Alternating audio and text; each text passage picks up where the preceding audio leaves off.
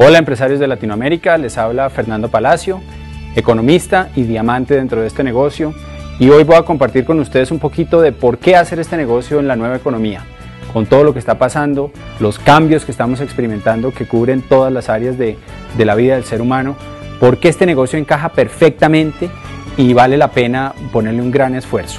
Estamos en un mundo, como ustedes saben, que la única constante es el cambio. Lo que conocíamos hace 20 años o 10 o 5 permanentemente está cambiando. Está cambiando el medio ambiente, ¿no? Oímos constantemente las noticias de los cambios en el medio ambiente y cómo eso nos afecta. Están cambiando las prioridades de las personas. Las nuevas generaciones, la generación Y y los jóvenes, vieron a sus papás trabajar durante muchos años y tal vez no conseguir lo que querían. Y estas nuevas generaciones tienen valores y principios diferentes a los que tenían nuestros padres. Está cambiando la cultura. Tenemos un mundo que gracias a internet, a las redes sociales, a todo lo que pasa, está interrelacionado.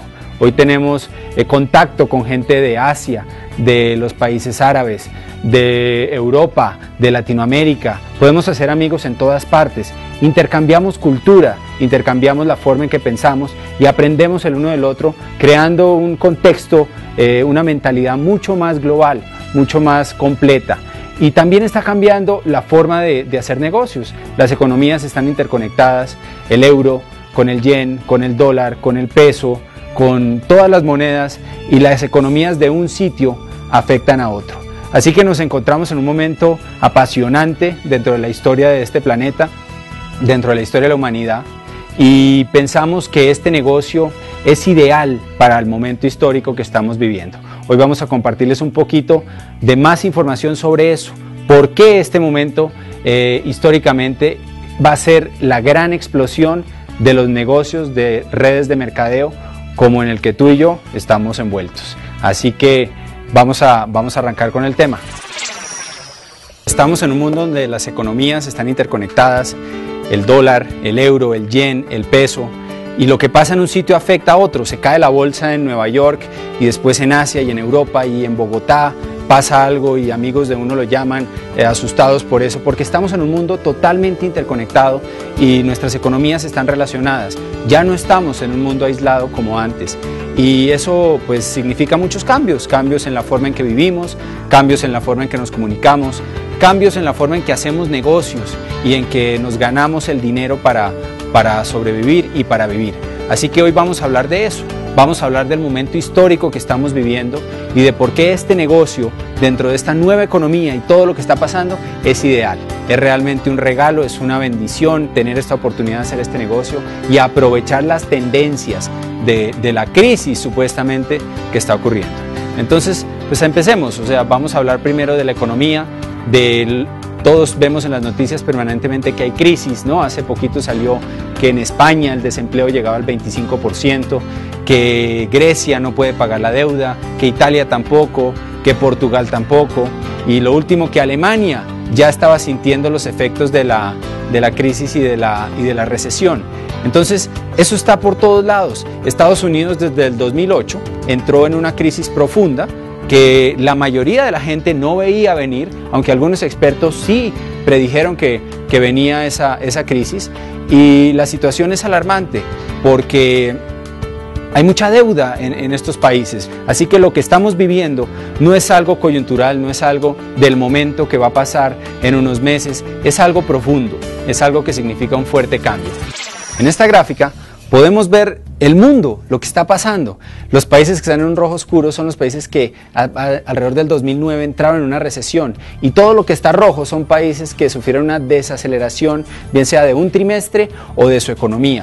Como podemos ver, es el mundo entero, excepto unos países africanos y algunos latinoamericanos que realmente venían de economías muy deprimidas y el crecimiento pues no significa un avance económico real. La verdad es que el mundo entero está en crisis. Así que cuando oímos en las noticias que hay crisis, pues es una realidad. Ahora, la palabra crisis significa dos cosas, viene del chino, significa problemas, pero también significa oportunidad. Así que la conclusión que podemos sacar es que hay gente que entiende lo que pasa en la economía, que no vivimos en un mundo fortuito donde las cosas caen, y aunque a la mayoría de las veces a las personas eso es lo que les parece, ¿no? Que estamos a la deriva y que somos víctimas de circunstancias que no controlamos, pues resulta que hay gente que sí entiende estos cambios, y si nosotros aprendemos a interpretarlos, podemos dirigir nuestra energía, nuestro esfuerzo hacia cosas que sean productivas dentro de esta nueva economía. Por ejemplo, hay que entender lo que ha pasado con el empleo. Hace 15 años, el 90% de la gente tenía un empleo, era lo normal. Era normal hacer carreras toda la vida en una compañía. Tal vez a usted le pasó como a mí, mi papá trabajó en una empresa toda su vida, 30, 40, 45 años trabajando para la misma compañía. Eso era algo común y corriente. Hoy en día no, hoy en día la gente tiene un empleo a corto plazo. Conocemos gente que en los últimos 5 años han cambiado más de 10 veces de empleador. Los beneficios que antes pagaban las compañías, que eran carro, casa, beca, ¿no? Todo incluido para ese alto ejecutivo de una multinacional, pues hoy en día ya no es así, ¿cierto? Ya vivimos en un mundo cambiante, y lo que la mayoría de la gente piensa es, ya despidieron al de la derecha, ¿no? Ya despidieron al de la izquierda, ¿qué están pensando? ¿Cuándo sigo yo?